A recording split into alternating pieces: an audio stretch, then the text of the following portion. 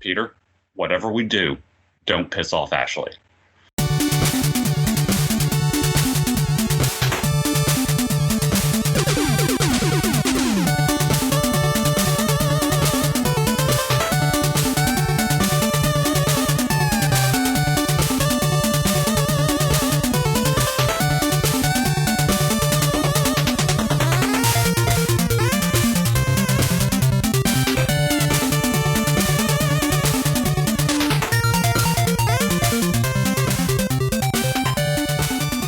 Welcome to the Deep Bass Podcast, where we take a hard look at the element that makes or breaks games, the music. I'm Peter Thomas, and I'm joined by my co-host, Cody Haltom. We are happy to have you along with us on our journey through Donkey Kong Country. What's going on, Cody? Going on, man? How you doing? I am good. I have been thinking about this episode pretty much since we finished the last one. I almost wanted to do it immediately. It's just one of those games, man. I've been thrilled about it. I've got a lot of fond memories of it. I feel like our history section of memories we could share it's far too short to cover all the good times I've had with it. Oh yeah, for sure. Especially, this game came out so many times that it's really been a staple throughout both of our lives. Because I know, I was young whenever this came out. And so pretty much a lot of times when it would come out again, I would pick it up for a little bit. It's just one of those games that's so easy to go back to. Yeah. This game, it was originally released in the United States on November 25th, 1994, which I think that made me, 7? And the European edition came a day before that, which is interesting because that's not normally common. And the Japanese edition came a day after. It went on to sell over 8 million cartridges, which is pretty impressive given the time period and, distributions and things like that at that time. But as you were saying, it would later end up being released on the Game Boy Color in 2000, Game Boy Advance in 2003, Wii Virtual Console in 2006, Wii U Virtual Console in 2014, new Nintendo 3DS in Virtual Console in 2016, and then finally on the SNES Classic in 2018. It was the first game in the series and the first departure from the traditional game where you still played as Mario, who tried saving the girl from the angry gorilla at the top of the scaffolding. Mm-hmm. And this actually was the first game by Rare for Nintendo, which ended up being a great partnership and seeing 2 sequels made on pretty much all those platforms I had mentioned before. So, yeah, lots and lots of renditions of this game, and for good reason. I could hand this to anybody, a gamer, a non-gamer. If you play a certain style of games and don't like platformers or anything like that, and I can guarantee that you're going to find some enjoyment out of it. It's a blast. Oh, yeah, absolutely. Here's the premise of the game, because on the last episode, we did admittedly a deep game. There's no depth to this game. You're running to the right and a bunch of crocodiles ended up stealing some bananas from some gorillas for no apparent reason. That's all the story to this entire game. And I know because I was thinking that there might be, because back in the day we had the instruction manuals that typically had a bit more of a backstory. No, that's all I got. That's all this game is. But for some reason, there's just something really, really special. I'd say more special than some Mario World, for example, with Donkey Kong Country. Yeah. The game is incredibly charming. And being that it's such an old game and one that's kind of been ingrained in both of our gaming histories, why don't you tell me a little bit about your first experiences? I want to hear, what was it like whenever you had first dabbled in the world of Donkey Kong? This is a time that I'm not going to forget. It was February in 2006. Not 2006, sorry, 1995. So not too long after the game came out. I had just had surgery. I had my tonsils removed, so it wasn't anything major. But my grandparents wanted to cheer me up, and they just probably went to Walmart and were like, hey, what's a popular new game? Donkey Kong? All right, we'll send them that. So I got it, and I remember holding the box, and naturally when you're a kid, ooh, a new game. But this one looked different. The box art on it was more detailed than some of the other games that were out at the time. So because I had just had surgery, we grew up on a street that had 11 boys and 2 girls, which is a lot. But naturally, the parents would always bring the kids over to say, hey, hope you feel better, so on and so forth. And then they would always stop because I'd be playing Donkey Kong. And they're like, wait, what is this? And then a week later, the obligatory visits ended up turning into all of us fighting over who got to be Diddy Kong. Yeah. I mean, I feel like that was probably a battle in everybody's household. I don't know why Diddy Kong was as popular as he was, if it was the sweet little hat, if it was his little nimble moves or anything like that. But yeah, it was always a battle for us, too, as far as that goes. And, something I didn't mention in the game history section is that this was also the first time we got to experience, and I say this very, very loosely, but 3D graphics. This game really pushed the Super Nintendo to its limits. I have no clue how they rendered those sprites to look as detailed as they did. But I mean, even just sitting there, the idle animations between Donkey and Diddy. Oh, yeah. It was like they sat there and they studied monkeys just to make this game. Right. Like there was so much attention to detail in the graphics, even in the artwork, not like on the manual or anything like that, but like the matte painting that's in the background, where we see the layeredness, that quote unquote 3D that you're talking about. There are things that they didn't have to do, and little things that just make this game such a classic and honestly so replayable. Right. Yeah, my history was pretty similar. So I was a lot younger when this came around, and we used to rent video games all the time from a company called Hollywood Video. Rest in peace, Hollywood Video. It's no longer in service anymore. But yeah, we did that constantly before I ever ended up owning my own copy. And this was one of the few games that I have very fond memories of my family getting around the Super Nintendo and pairing up, usually be like me and my mom versus my brother and my dad. And we would see how far, each team could make it. We just had an absolute blast through it. It was one of those things where it defined for us couch co-op. When I think of a cooperative game or even a friendly competitive game, right? Because they had the two modes, competitive and the non-competitive 2-player mode. This is what I think of. Yeah, we just, would sit there. We'd hand the controller back and forth. One of us would be Donkey Kong, one of us would be Diddy, and that would be how we enjoyed our time through it. So many, many hours, digging up all the different hidden secret barrels that were everywhere and finding all the bonus tokens so you can play the bonus stages with all the crazy animals that they had allied up. Yeah, it was just a very fond memories of this game all around. Yeah, it's interesting that you bring up secrets because I don't know why, but one of my friends eventually bought like the Primo guide or something like that. He didn't even own the game. I don't know why he had the guide, but he did. And we used that thing to find every secret in the game. And then something happened. The secret in Minecart Carnage where you miss that first jump and you fall into the barrel that's down there? That wasn't in the guide. This version of this guide. And that blew our young minds. We then spent mornings after mornings before school jumping to our desks trying to find every secret that we could. Because we were like, what? This shouldn't be a thing, but it was. Right. I feel like they invented the codes for like 50 lives and things like that just because kids would spend life after life jumping off of cliffs and just looking for any secret that they could find. Oh, yeah. We were convinced that there's like a certain rock pattern where you can throw a barrel into the wall. There might be a TNT barrel at the very end of the game, and we try to run it all the way back just to throw it at one wall to see if it would do something. Be like, all right, well, no, not to that one, but what about the next one? Because we don't know.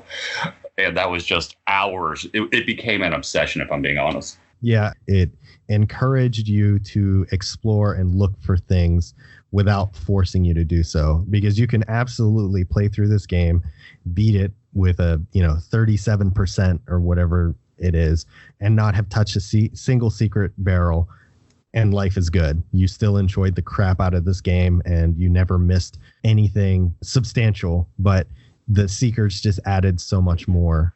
It really was remarkable. Yeah, I completely agree. And on the soundtrack side of things, I'm going to say it. This is almost a perfect soundtrack. I'm right there with you. I think that we talked about in Final Fantasy X on episode 1 that had, what'd you say, somewhere in the neighborhood of 90 tracks on it. While it was outstanding, I would not have rated it a perfect soundtrack by any stretch. This has less than half of that. Actually, I think it's a third. Yeah, there's it's only actually 20-something tracks, and then it comes in at under an hour. Yeah, and you're right. I mean, every single song is pure perfection. Absolutely. So since I started off last week, why don't you start off this week with what is your number 5? Absolutely. Yeah, I'm happy to. So my number 5 song on the DKC soundtrack is Treetop Rock, which it's very different from a lot of the ones that I've put on my list. It doesn't really fit kind of the flow of what I have here. Like, I think all the other songs, they have like a specific feeling that gets invoked when you listen to them. Treetop Rock does not. What I like about Treetop Rock is it's actually one of the faster songs on the track. It might be the fastest if you're just counting purely beats per minute. What it does well is it works really, really well with the stage itself. So for those of you who may not know, this stage is set up inside of a bunch of trees, and you're on these like wooden platforms, and there is this music playing, and the way that the enemies are all set up is they are set up in giant lines. And one of the mechanics in the game is that if you hit the Y button, you do a roll as Donkey Kong or a cartwheel as Diddy Kong. When you do that, you will strike an enemy and continue to strike them until you run out of enemies to hit. And as you do that, you pick up speed and go really, really fast. It's not Sonic fast by any stretch of the imagination, but it's fast for this game. This particular stage is built on that. It's like it wants you to keep chaining together these rolls and hope to God that you do not miss these jumps, because you can and will miss these jumps.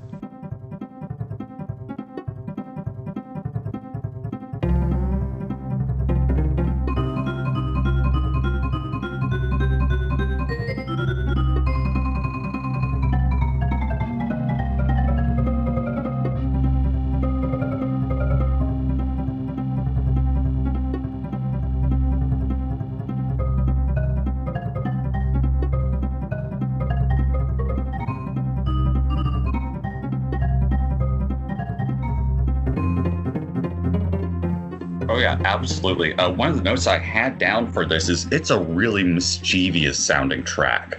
It wouldn't be out of place if you honestly put it over like an episode of Tom and Jerry or something like that. I think that the marimba on this track, which is the wooden xylophone, is heavily prevalent on this, is key to it. That's what gives it so much of its tone and flavor. It really sets the tone because, like you said, the levels that this song is in can be hectic. You know, it's a bunch of weird jumps like that, or perfect barrel presses, you know, jump launching from one to another, and all the barrels are moving around. So no, it is on your list. It's not the oddest pick, but it is a very, very good track to me. Yeah, I actually like your description of it being hectic. I think that is like the perfect word. If I were to describe the song with the stage and what they expect of you, that was what I would pick. Hectic. Yeah, absolutely. Because it just is a really hectic track. I think the only other track that is a bit more hectic than that would be Minecart Carnage. Yeah. Okay, so Cody, tell me about your number 5 on your list. My number 5 is Life in the Mines. Peter, kind of like you, I feel like this is an odd track for us to pull, but there's something about the depth of this track. The metallic clanking really sets the tone that you're in a mine. The repeating pattern really makes me think about pickaxes, you know, mining away at the limestone. There's a flute that comes in at a certain point and helps it stay light, but doesn't necessarily make it a happy track, you know. Honestly, I find the flute quite depressing. The flute really gives it a vibe of longing to be able to leave the environment, but just not being able to escape. Does that make sense? Yeah, melancholy, I think, is the term we'd be using there.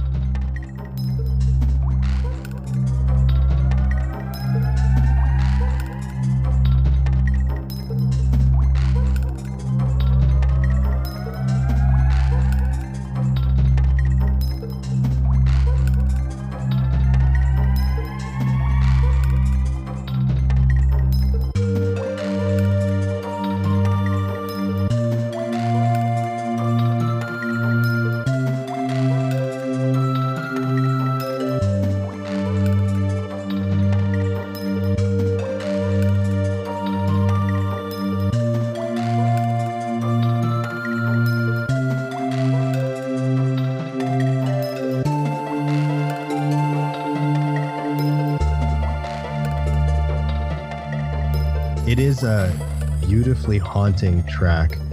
And I can't remember, Life in the Mines, that is not a cart track, right? That is the one where you're actually exploring on foot. Am I remembering that right? You are. I remember there being a lot of, and I think they use it a few times. One of the ones that stands out the most is the red and the green lights for those little like boogeymen guys. I don't actually know the names of them. Yeah, those guys look like they're actually almost like claymation when they're running around. And yeah, something I will note, this is not that track, actually. That is a separate track. The name escapes me, but this is a different one. It's a different just underground level that they just kind of threw in there. It's not used much. I think it's only used probably 3 times in the entire game, but the detail of the scoring of it is what made me want to put it on my list. Gotcha. So then if that's not the one, it must be the Claptrap one that this one comes from. God, I wish I still had my notes. I know.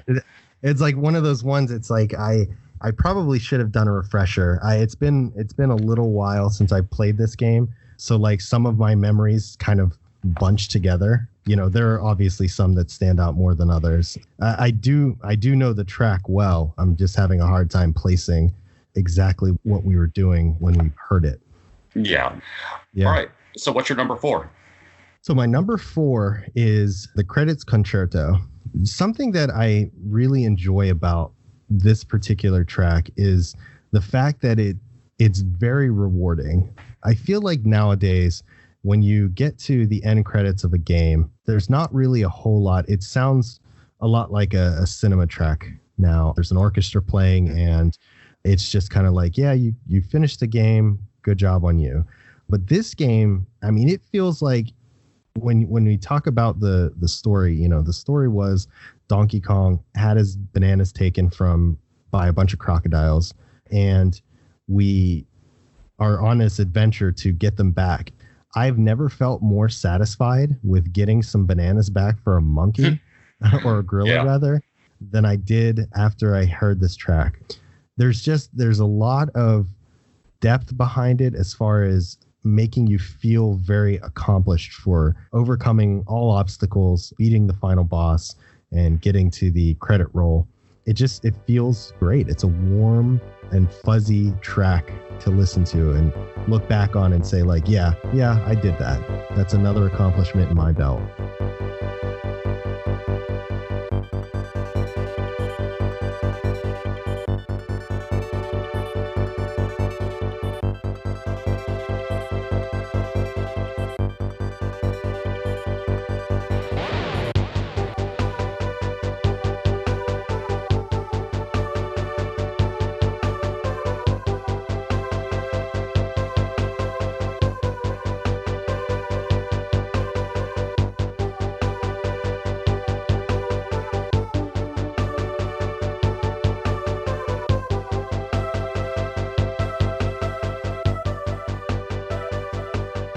I think you summed it up perfectly when you said warm, because that really is what it is. We have happy tracks, we have sad tracks, exciting tracks, but this one is the only one that distinctly feels warm.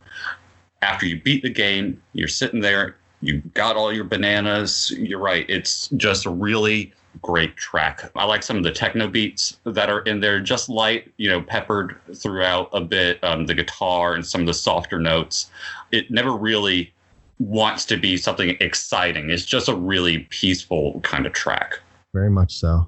It feels really good all the way through. And that's the thing, you mentioned that guitar. And the funny thing is there's not a whole lot of guitar in it. It's just like this one little slide across the notes that plays through, but it adds so much to it. So, yeah. Why don't you tell me about your number 4? My number 4 is as basic as it gets. It's the main theme.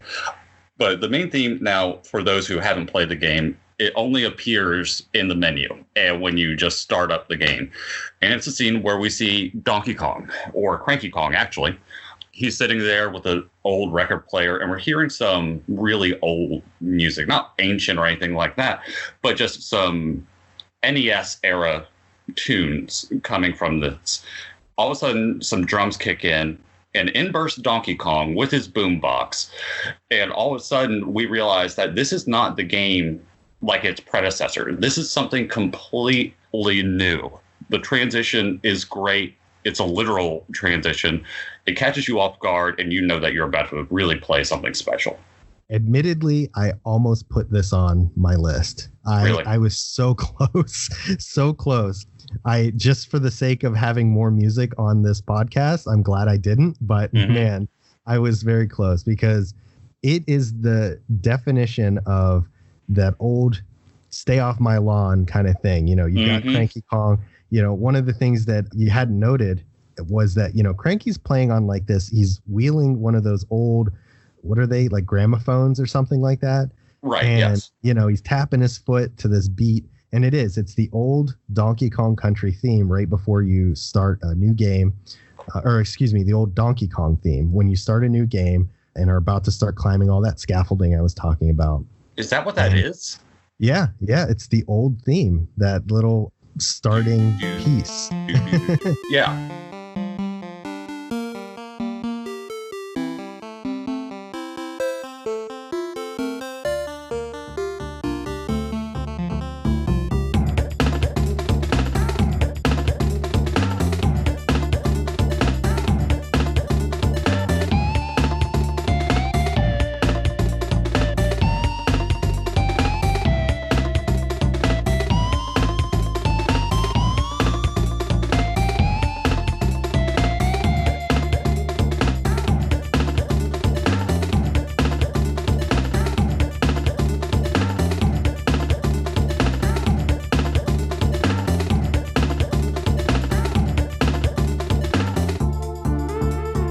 So he's playing that, and then like you said, Donkey Kong busts out of the side with his boombox and his fresh dance moves.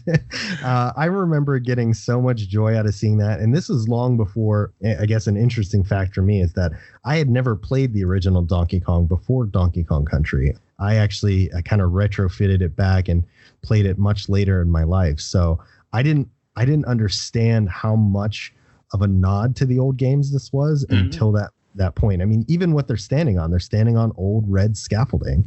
So I think it's also a note or I guess a friendly nod to say that Cranky Kong might have been the angry gorilla that was capturing damsels and maidens and things like that Mario was trying to save all those years back when. No, he was actually. That's canon. Yeah, there you go. Yeah, so that's a legit thing, and he just passed his name down, and now he's the cranky old man, so he's Cranky Kong. And honestly, it wasn't until I sat down to take notes for this podcast that I even realized the transition. Because like you, I hadn't played it before I got this game, the original, I mean. So for me to notice and actually realize that this was a literal transition, passing of the torch from the old to the new, the scaffolding fades away, it's replaced by this beautiful jungle environment. That's not something that even dawned on me until the show. I wouldn't have known that. Right. Yeah. It's so funny because all through the game, Cranky is constantly scolding Donkey Kong, telling him how much better he could do, how he could beat a stage faster than he could, and so on and so, just bragging and boasting. At the end of that theme, he actually throws a barrel of TNT at Yes, he does. Which is, a little comic relief, but it's still charming all the same. Cranky has the most dialogue in this game. Yeah, I want to say he's one of 3 people that speaks? 4, maybe? I would say 4 if you include K. Rool. Yeah, okay, yeah, so 4 people who talk in this entire game. Yeah, and I think he does. He has the most dialogue written, and it's 90% sassing Donkey Kong. That's all it is. There's no point to go visit him, on your journey. He's a fun character. What about your number 3, speaking of characters that talk in this game? That's right. So my number 3 is Funky's Fugue. I had a hard time with this one because I really wanted to rate it higher. I can't, in good faith, do so because there's obviously tracks that are just much better. But man, is this song so good. So Funky Kong is your fast travel basically through the different worlds to and from, I guess it's DKC Island. I'm not really sure what the name of it is. Is that what it is? Yeah, it's Donkey Kong Country Island. So he is the one who takes you, back and forth through the different worlds if you need to revisit some or anything like that. Usually, at least for me anyways, I used him. If I found him before I found a Candy Kong save barrel, I would use him to jump back, save on a previous world where she was unlocked, and then come back and continue along. If you want to talk about people's themes who really epitomize what they are as a person, Funky's Fugue is that. Oh dear God, yes. It just defines his character. If you were a blind man playing this game and somebody was like, okay, here's the song for this person, can you tell me what he looks like? You're going to be like, oh yeah, this dude wears sunglasses, has a bandana, is likely ripped to hell in like a white tank top, and he's probably surfing.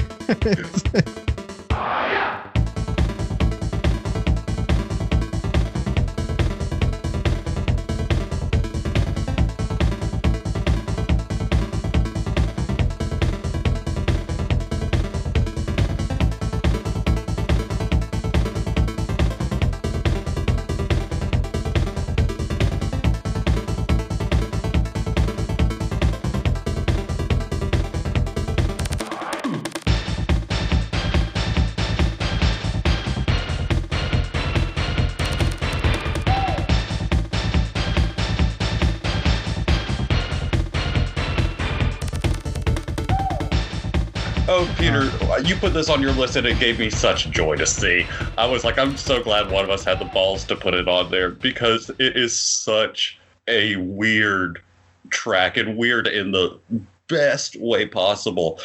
Going back and listening to it, because it was the fast travel machine, I don't think I ever listened to the full track until just the other day when I was doing my review for this thing. So I didn't realize how towards the end, it goes like full-blown Mortal Kombat theme at the end of this thing. Right? Yeah, I didn't know that. I was never in the thing for more than 20 seconds, maybe. Yeah, I think it's also one of the first tracks I know, or that I remember hearing coming from the Super Nintendo, that had almost like an audible voice. So the hi-yas and things like that came out of it. There was not a lot of that. I want to say that putting those kinds of sounds in a game took up a lot of space, and they were hard to do with just a sound chip that was meant to just kind of put out your beeps and boops. So hearing a voice over the track was also really unique and kind of really stuck out to me. And when you do hear that voice, that's when the whole track changes. Something I want to talk about. We don't really have room to talk about it on any of our tracks coming up, but something that's noteworthy about these tracks is that these are tracks that are really hard to kind of take notes for, because about every 30 seconds or so, the entire tone of the track changes. Yes. And there's so many layers to it that some songs can be 2 or 3. And this is another one that changes, about 30 seconds in when you hear that vocal cue. It goes from being one track to this completely different, just exciting rocker track that I'm so happy to see on the list. Right. Speaking of tracks that I'm happy to see on the list, your number 3 is one of those tracks. Please tell me. Oh, yes. It is Gangplank Galleon. Now, this is the K. Rool boss fight. So we've gone on an incredible journey to this point, and it starts out very pirate themed. Like, it is, you are on a pirate ship. You know exactly where you are. It's really thick. They lay it on. And then the drums kick in. And then the track starts to change, kind of like I mentioned before. And then the guitar hits. And this track just rocks. There's no more to it, because whenever you're going around and you're fighting K. Rool, it is the perfect kind of tone setting for this battle that you're having with this giant crocodile who is on a pirate ship with a musket firing cannonballs at you. It's totally nonsensical, but it is just an amazing track and an awesome moment in the game.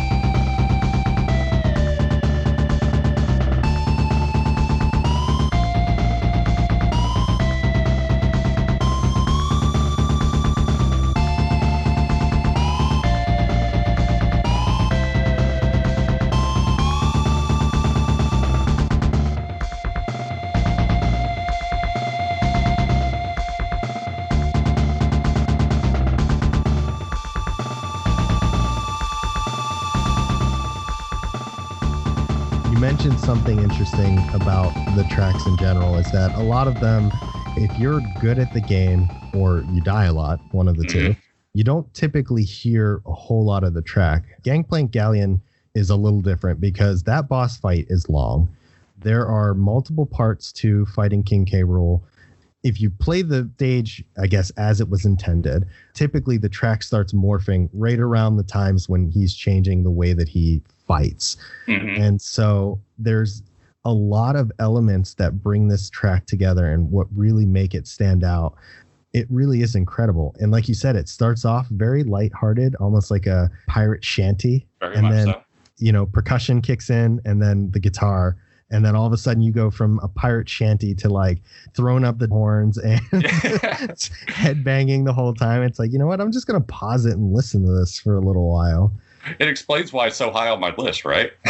Yeah. No, and with good reason, because this was another one off of your list where I had almost stuck it on as well. Again, for the sake of the podcast, I'm glad that we didn't, but it was close. That's a hard one not to love. Yeah, it's really weird because I was looking at your list and I was looking at it and I was like, oh, well, shit. You took so many of the good ones already. I was like, way to give me a slim pickings on what to pick. But honestly, like I said, the whole soundtrack is great. So what's your number 2? So my number 2 fits very much in line with kind of my personal tastes for an aesthetic. So most of the people who know me, most of my friends, family, and things like that, and you, of course, know that I'm very big into like the steampunk aesthetic. I really enjoy that look, that feel. I like the environment of it. And Fear Factory gives me that feeling. That is my number 2. It's one of those songs where I could not remember for the life of me where it was in the game. Really? Yeah, I couldn't. I was like sitting there thinking, and stages from Donkey Kong Country 3 were coming in my head. Stages from Donkey Kong Country 2 were coming in my head. Donkey Kong Country 1, not a clue. I was like drawing a complete blank. I know, it's insane, but I love this track. It's so good, and I think that's probably why I don't remember the stage all that well. I would play this game and get to this point just to hear this song because it felt that good to me. There's so much going on. It kind of reminds me a little bit of what you were saying in like Life of the Mines, where they added some, clanking and things like that, that made it feel like you were in a real factory. And one of the things so it's a little bit faster of a track than most of the other ones. Not as fast as Treetop Rock, but it's still pretty quick paced. It reminds me of what it would be like if I was working in like one of these factories for K. Rool.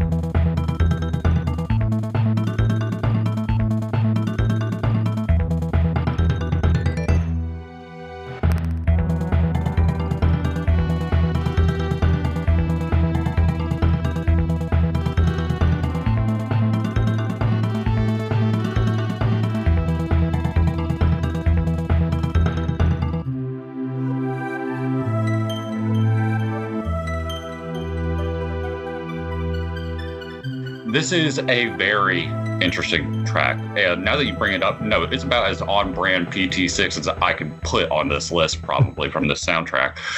It's very technological sounding, like late 80s, early techno, that kind of thing. It's so different than anything else that is on this track or on the soundtrack. It's so unique. But yeah, it is a factory level. This is a late game level that if you're not really good at the game, you're not going to hear this track. And so even, in some of the other iterations where I might have picked up and played through the first 2 worlds or something like that, I hadn't heard this track too much. just because I never really made it that far too often in the game, except for when I was a kid. But going back and listening to it again, it's another one of those excellent immersive world building tracks.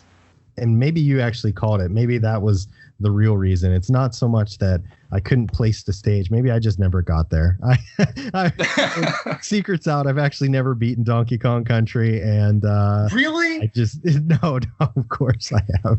I was about to say.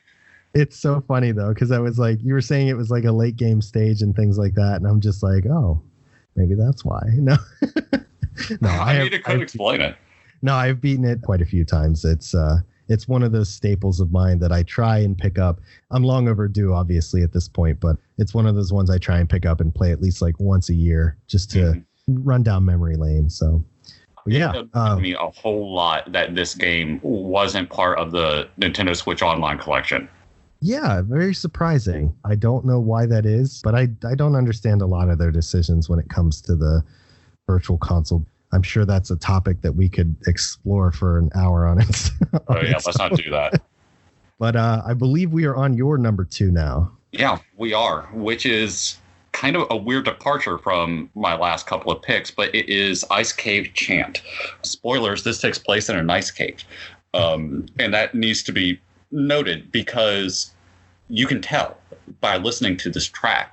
The notes just dance around you, kind of like shimmering lights reflecting off of ice crystals that you might find down there.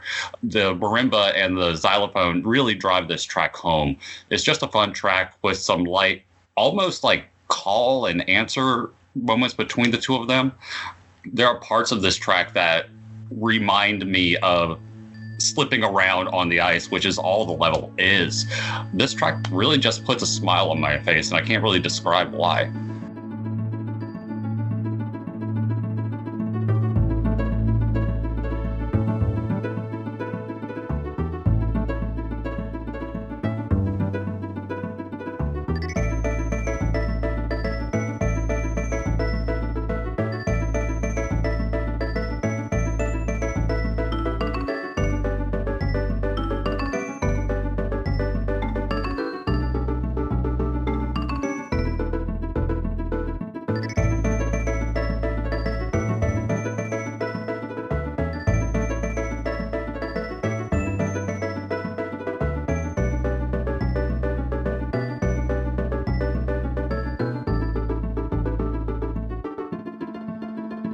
I was very close to putting either this one or the first snowy one. I think it's called Glacial something or other. Yeah. I wanted to put them on, but I feel like the entire snowy world traumatized me as a kid. And I feel like that's why they didn't get a fair shot on my list. I can understand why. You aren't wrong, though. When you said that it takes place inside of a cave, one of the cool features I liked about the cool features. One of us is a dad, man. Can you tell? I know. I was like, geez, these dad jokes, man, they just never stop. One of the things I really enjoyed about the way that this track sounds is that it almost sounds like it's echoey. It's very subtle, and they do it just enough that it adds appeal to the track without being like overpowering and saying like, hey, we're inside of a cave, you know. They do a really good job of adding just these little touches to all the tracks, really, but this one in particular that offer, like you said, that world building feel to it. So when you're in this cave full of ice, you know it hands down. The music complements it ever so well. Oh, yeah. You never have to question it. No, not at all. No. And now, yeah, the grand number 1. And I didn't call out your name, Cody, and Cody, you didn't ask me for mine because our number 1s are the same. Yes. But for good reason. My goodness. This happened way sooner than I thought it would, but I was so glad to see your number 1. I said this off air, but I am not surprised in the fact that this song is so good in so many ways. And if it's not everybody's number 1s, I would be utterly shocked, honestly. Mm-hmm. Do you want to do the honors? Sure. It's Aquatic Ambiance. This is a weird track in It's beauty, because in game, for those who aren't DKC familiar, this is water levels. This is all this track is. Water levels in video games are notorious for being the banes of our existence. There's nothing we really hate more than a water level. I always look forward to the water levels in Donkey Kong Country because of this track.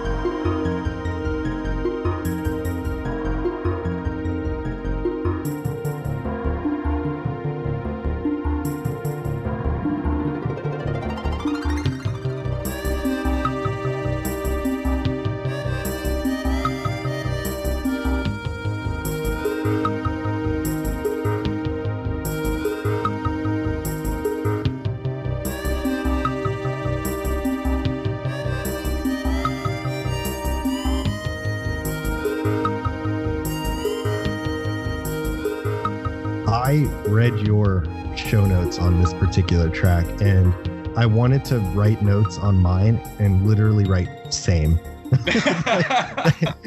Because, I mean, you captured it perfectly. Water levels are usually one of those ones. I mean, think about Super Mario water levels. They're awful.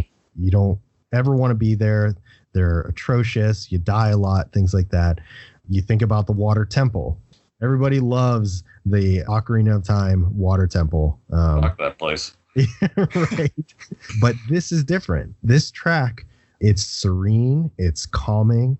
Even though there are angry fish and sharks and things like that trying to bite your butt the whole way through, you can't feel angry about it because it's just, again, with the dad jokes, but it's very fluid.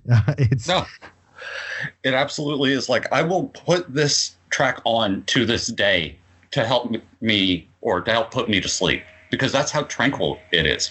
It is relaxing. It is soothing in an environment that is anything but. I don't know why it is as beautiful as it is, or why they chose to go with a track like this for an environment like that. But man, am I glad they did. Because you hear this music, and from the very first 2 seconds, you know you're underwater. Yeah, I mean, there's no questioning about it. It's like that across most of the tracks. They did a great job with saying, like, here's where the player is going to be. Here's what the player is going to be doing. Build a track that fits that, you know. And I think this is probably a safe spot to say that David Wise is a god. Isn't he just? I cannot get over, you know, he's on Twitter, and I've tweeted him a few times about how much I adore his music and what he does and things like that. But man, there's no doubt about it. Like, we will be covering all 3 Donkey Kong Country games, and it's for tracks like these. There's so much about them that makes you feel very much alive in a place that's all digital. If you didn't know any better, you'd think that these places truly did exist somewhere. And maybe they do. Who knows? Who knows? It's something I wanted to bring up because you brought up David Wise. He is one of the 2 composers that's on this. A lot of people don't know this. He still works in games today, and his most recent works can be heard on the Ukulele series. Yeah, I read that pre-show, and I was blown away. I had no idea he was on and writing for Ukulele. So that was really cool, because I believe Playtonic was a bunch of the old Rare heads, right, that went over to make their own game through Kickstarter, was it? I'm not sure what they did, but they made a Banjo-Kazooie clone. That's all ukulele is. Yeah. Have you played that, by the way? I have. Not all the way through, but I have played ukulele. We actually, I want to say we did a stream where it was my wife who was playing through it. You did. I remember that now. Yeah. I remember because I remember some of the jokes. Okay. Right. You mentioned two composers, David Wise being one. Who was the other on Donkey Kong Country? Oh, hold on. It's in my notes. I'm going to butcher her name, though. It's all right. I'm sure she'll forgive us. Eveline Fischer. Oh, okay. Is the other, and she doesn't do anything anymore. I think she actually does one of the later Donkey Kong Country games. I think David Wise does 1 and 2, but I'm not sure. Gotcha. And it's worth repeating. They're both musical gods because everything about these tracks has just been absolutely wonderful. I mean, even just re-listening to it for this show, I must have done it like 3 or 4 more times because it's just that good. Yeah, it's good. It's fun all the way through. There's honestly, if we're being fully transparent, we would probably put all of these on a list. So many of them are just interchangeable, except for number 1, obviously, which we mutually agree on. But any of the other tracks you could have put on here, and I would be like, dude, I get it. Right. I know. It's. I said I read your list, and I was like, at least 2, possibly 3 of those songs could have put on my list very easily. But I tried to really pick ones that kind of spoke to me. I'm glad to see that we both have the same feeling about the track as we listen through them, but both kind of got different feelings as we went along. It was good to see for sure. Yeah, and I think that's why I was looking forward to this so much. It's not because it's one of my favorite games or anything. It's just because this game is nothing but joy. Like, there's no quote unquote dark tones or anything like that. I mean, there are levels that are darker, but I just knew that recording this episode was going to be a fun ride for both of us, a trip down memory lane into a soundtrack that I haven't listened to in way too long. Right. I know. I think once we're done recording, I think I'm going to hop off and play some Donkey Kong Country and go relive it again. But I don't blame you. Not at all. Well, we're at the end of our show. This one actually went a lot more quickly than I expected it to. I think that we're a little shy on time, but that's okay. I mean, it's one of those games where I think that we're both very excited to prune through our tracks, and hopefully the music will help fill in a little bit and get you guys really in the mood. And if you've never played Donkey Kong Country, I keep forgetting to add the country. I should separate the two. Why, Peter? Why you do this? I know they're 2 separate games. If you've never played Donkey Kong Country, though, I urge you to give it a try. I mean, there are dozens of ways to have a copy of this game, and those ways are all legal. I'm sure there are many illegal ways to do so as well. Oh, yes. So there's no excuse. If you enjoyed listening to the songs as we played them throughout this episode, I would highly encourage you to do so. Any final thoughts from you, Cody? Anything you want to wrap up with? A couple of things. First off, we forgot to mention, this is how we know each other, is this series. That's right. We should have mentioned that from the start. We are professionals, Peter. Yes, we are. This is the only reason that Peter and I even know each other, was because back in the day, God, we should have mentioned this when we were going through our history on this, because this is literally our history. I had just gotten internet, and I had just gotten an Xbox One, and I didn't know what Twitch was. I thought it was the weirdest, stupidest place, and I kept going back to it. I stumbled across this guy and this girl randomly playing through Donkey Kong Country Returns, which is a later game that I'm sure that we'll get to. It's not on the list yet. And that was Peter. Yeah, we were, I had just actually started dating, she was my girlfriend then, but yeah, I just started dating her fairly recently. I want to say it was within a year. I told her about this thing I'd been doing, and I said, at some point in time, if you ever want to come on and do some gaming with us, I'd love to have you on, that kind of thing. And we ended up settling on Donkey Kong Country Returns, which was I want to say it was a good game to play, but probably bad for us. It's a bad co-op game to play, man. You picked a bad one there. Yeah, so I guess it's probably worth noting that my wife is not much of a gamer. She does find the rare gem here and there that she will obsess over. Donkey Kong Country is not one of them. Yeah, we went back and forth about it. A lot of bickering. You know, it plays a little differently too. Donkey Kong Country Returns plays as more of like a side-by-side co-op as opposed to a tag team co-op that the original. That's where you messed up right there. Yeah, and I think that's it. When you're relying on somebody to be able to do the things that you can do as a gamer of, at the time, 29, 28 years, and you're asking, your girlfriend to do so, and she's not really a gamer, it's bound to lead to some tension, we'll put it. Yeah. You popped in the stream. You were giving us tips and tricks along the way and just enjoying the moment. So is it safe to say that I am the reason you stayed on Twitch? Actually, yeah. Yeah, and that's not a compliment because I didn't get it. I am so sorry it was me. No, because here's the thing about your streams and everything is that they were so chill, so relaxed, and not just that, but the community you had, everyone knew each other. We were all friends. We could all give each other shit, but if someone else came in and started being mean or something like that, we were, whoa, hey, that's not this type of community. No, it was the only place that I had kind of popped into where whoever was playing the game was talking directly to me. So I was like, this guy seems cool. I'll check him out. And I love this game that he's playing. So yeah, I think I'll stick around for a bit. I mean, it's awesome to hear. I joke about it and say like, sorry, it was me, but yeah. That's obviously, it was what I worked towards. And that's really what the focus was always meant to be. From it, I've built some great friendships, yourself included. I mean, that's the whole reason why you're here. I knew pretty early on, you and I jived really well. We play a lot of games and analyze them, evaluate them in very similar lights. It was a no-brainer when I asked you to be here, so I'm glad that you are. And look at us now. Yeah, I know. In the books. Now we're here. The only other thing that I wanted to do is thank everyone who has listened so far. We've gotten a lot of feedback and a lot of listens. We really appreciate it. Every time you guys reach out, it means a lot to us. Personally, I try to respond to everybody who does. So just thank you for all the support that you've given us so far. Yeah. I'm just going to add a little onto that just because I've been, watching the numbers and things like that.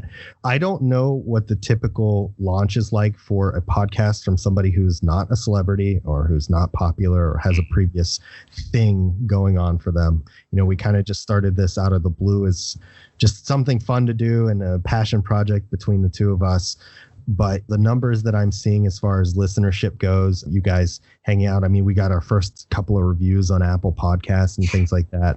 Cool. You guys have all rated it really high. And even the personal feedback, whether it's Twitter, Discord, what have you, you guys have all reached out and said the things that we wanted to hear, which is you've never really heard a podcast like this and it's enjoyable to listen to from beginning to end. If those aren't the two things that we're striving for, then we don't want to be doing this because that's what we were hoping to accomplish. We wanted you to sit down and have it feel like you were bullshitting with a couple of friends about video game music, just like we did back in the day. The numbers, at least as far as I'm concerned, look fantastic. You guys are really doing an awesome job with supporting. If you want to continue to support, by all means, give the podcast a subscribe on whatever listening platform. We're on like 7 or 8 different platforms at this point, but the major ones, Apple Podcasts, Google Podcasts, and then the one we're natively hosted on, anchor.fm. We're on all those locations. So subscribe and favorite the podcast wherever you listen to it. And if you're feeling so inclined, leave a review. Let people know what you thought about it, how you felt when you listened to it. Any feedback, we're always open to changing anything that seems fitting for the podcast itself. So just a little tidbit there. So Cody, thank you so much again for being here for episode 2. We made it through another one. Looking forward to the rest. I know we've got a bunch lined up, maybe not necessarily hashed out the order just yet, but I'm looking forward to our next one. As am I, buddy. It's been fun. thank you to everybody who's listening. I really appreciate it. I hope to see you guys all soon. Take care, and we'll catch you for the next one.